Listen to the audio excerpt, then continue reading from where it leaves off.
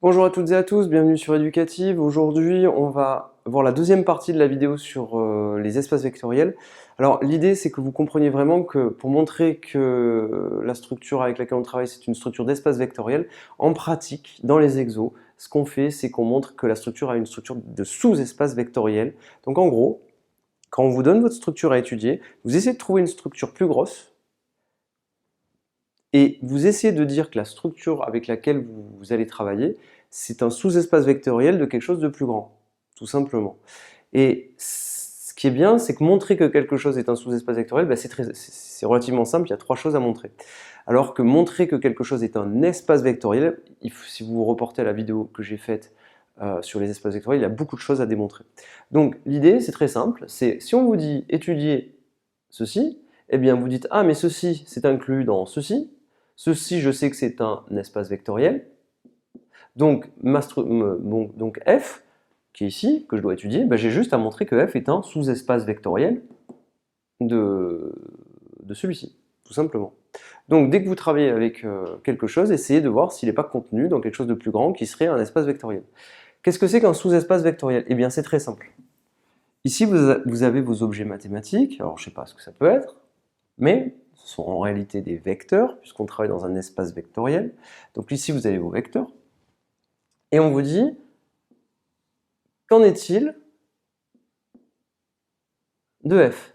Ah bien, vous dites, ben, si en réalité f a les mêmes règles, entre guillemets, hein, je vous l'explique pour qu'on le comprenne bien, si entre guillemets f a les mêmes règles de vie que l'espace vectoriel au-dessus, eh bien en réalité, f s'il se comporte aussi comme un espace vectoriel, ben, f on dira que c'est un sous-espace vectoriel de l'espace vectoriel, alors que je vais l'appeler E.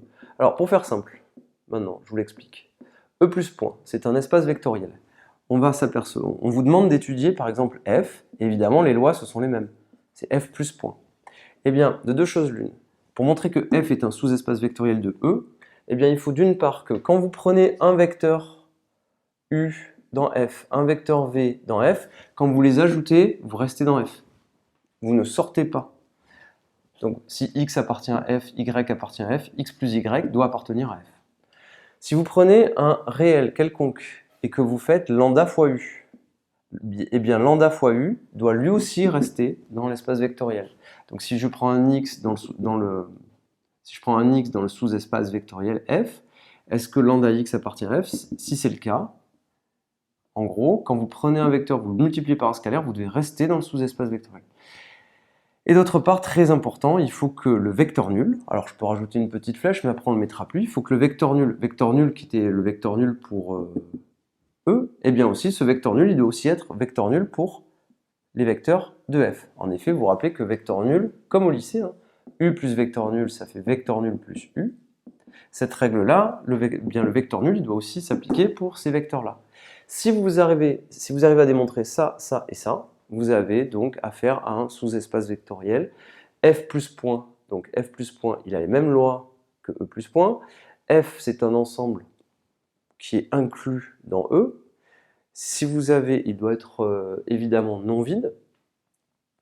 Eh bien, si vous arrivez à démontrer ça, ça et ça, c'est relativement simple. Et bien du coup, la structure que vous avez, c'est une structure de sous-espace vectoriel de E, mais c'est du coup une structure d'espace vectoriel. Vous avez démontré que l'espace avec lequel vous travaillez, c'est un espace vectoriel.